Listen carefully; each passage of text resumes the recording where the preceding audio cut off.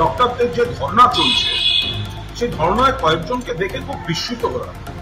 একাধিক দলের যারা সক্রিয় রাজনৈতিক মুখ তাদের সেখানে দেখা যাচ্ছে, এবং বিশেষভাবে দেখলাম পামেলা দেবীকে সেখানে। তিনি বিজেপির নেত্রী, একটা সময় মাদক কোকেন কেসে অ্যারেস্ট হয়েছিলেন। আমি কেসের আপডেট নিয়ে, উনি দোষী না পরে তিনি কেস থেকে বেরিয়ে যান, আমি এর মধ্যে যাচ্ছি না। ওনার কেস নিয়ে কথা বলা আমার উদ্দেশ্য।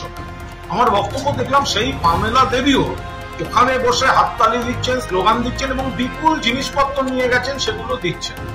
আমরা শুনেছিলাম এটা অরাজনৈতিক, কিন্তু তারপরে যা যা মুখ সেখানে দেখছি, যা যা ভাষণ, যা যা স্লোগান, তো সেগুলোর সঙ্গে এই জুনিয়র ডক্টর নেতৃত্বের কি যোগাযোগ, কি সম্পর্ক, সেখানে যে রসদ যাচ্ছে সেগুলো কি চেয়ে নেওয়া হচ্ছে না কিভাবে আসছে, একটা প্রশ্ন চলে আসে।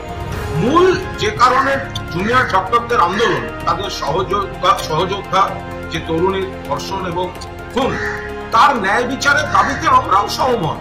কলকাতা পুলিশ 24 ঘন্টার মধ্যে অ্যারেস্ট করে এনেছিল, তারপর থেকে তো সিবিআই দেখছে, কেস দেখছে সুপ্রিম কোর্ট। সুপ্রিম কোর্ট বলেছে কর্মবিরতি তুলে কাজে ফিরতে। মুখ্যমন্ত্রী এবং রাজ্য সরকার আলোচনার দরজা খুলে বারবার চিঠি পাঠাচ্ছেন, কিন্তু কাদের বুদ্ধিতে, কাদের উস্কানিতে এই আলোচনাটা ইতিবাচক ভাবে খোলা মনে জুনিয়র ডক্টররা সাড়া দিচ্ছেন না, এবং তার ফলে গরিব মানুষ, লক্ষ লক্ষ মানুষ চিকিৎসায় হয়রানি হচ্ছে, মৃত্যু হচ্ছে।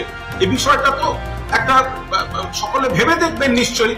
তা এই পামেলা দেবীরা যখন যাচ্ছেন, তাদের সঙ্গে এই জুনিয়র ডাক্তার নেতৃত্বের এই যোগাযোগের ঠিক বিষয়টা কি, কে কাকে ডাকছেন আর কে কি রসদ দিচ্ছেন, এগুলো দেখলেই বোঝা যায় যে কেন, কোন প্ররোচনায় রাজ্য সরকারের খোলা মনের আলোচনার আমন্ত্রণে এখনো সাড়া দেননি এই জুনিয়র ডক্টররা।